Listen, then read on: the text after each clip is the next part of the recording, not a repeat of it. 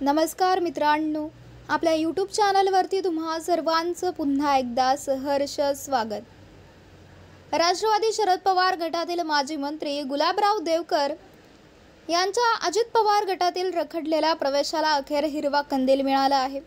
गुलाबराव देवकर यांचा पक्षप्रवेश निश्चित झाला असून पक्षप्रवेशासाठी अजित दादा यांचा निरोप असल्याची माहिती गुलाबराव देवकर यांनी दिली आहे। 3 मे रोजी दुपारी 2 वाजता मुंबईत अजितदादांच्या उपस्थितीत प्रवेश होणार असल्याची माहिती स्वतः गुलाबराव देवकर यांनी दिली आहे। कार्यकर्त्यांची कामे होत नसल्यामुळे सत्तेत राहावं यासाठी कार्यकर्त्यांचा आग्रह होता आणि त्यांच्या आग्रहानुसार राष्ट्रवादी अजित पवार गटात प्रवेश करत असल्याची भूमिका देवकर यांनी स्पष्ट केली आहे। पक्षप्रवेशाबद्दल जयंत पाटील यांच्याशी चर्चा झाली असल्याचेही त्यावेळी गुलाबराव देवकर यांनी स्पष्ट केलं। याचवेळी जळगाव जिल्ह्यातील शरद पवार गटातील इतरही माजी मंत्री आमदार प्रमुख पदाधिकाऱ्यांचा पक्षप्रवेश होणार असल्याची माहिती देवकर यांनी दिली आहे। गुलाबराव पाटील अतिशयोक्तीची भाषा बोलत असतात, त्यांच्यामध्ये काही तथ्य नसतं।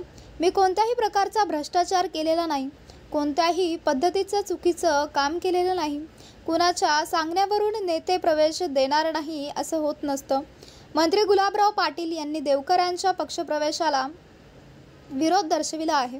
यावर अनेक दिवसांपासून गप्प असलेल्या गुलाबराव देवकर यांनी मौन सोडला असून थेट प्रतिक्रिया देखील दिली आहे।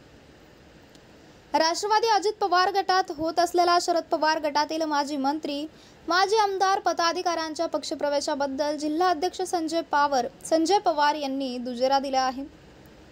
माजी मंत्री सतीश पाटील, माजी मंत्री गुलाबराव देवकर, माजी मंत्री कैलास पाटील, माजी आमदार दिलीप सोनवणे, माजी आमदार दिलीप वाघ व महिला प्रदेश सरचिटणीस तिलोमता पाटील अजित पवार गटात प्रवेश करण्याची माहिती संजय पवार यांनी दिली आहे।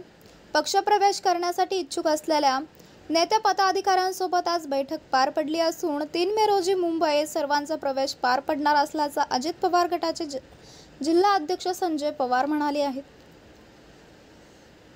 नाव सांगणार नाही, मात्र इतर प्रमुख पक्षांचे जिल्हा अध्यक्ष प्रमुख अधिकारी हे सुद्धा संपर्कात असून त्यांचाही लवकर प्रवेश होईल तुम्हाला दिसेलच असा दावा संजय पवार यांनी केला आहे। रोहिणी खडसे यांच्या पक्षप्रवेशाबद्दल विचारल्यावर आगे आगे देखो होता है क्या, ये तो ट्रेलर है, पिक्चर अभी बाकी है अशी प्रतिक्रिया संजय पवार यांनी दिली आहे। तर मित्रांनो, आपल्याला काय वाटतंय, आपली प्रतिक्रिया आम्हाला कमेंट बॉक्सच्या माध्यमातून नक्कीच कळवा आणि चॅनलला आणखीनही सबस्क्राईब केलं नसेल तर चॅनलला सबस्क्राईब करा, बेल आयकॉन प्रेस करा।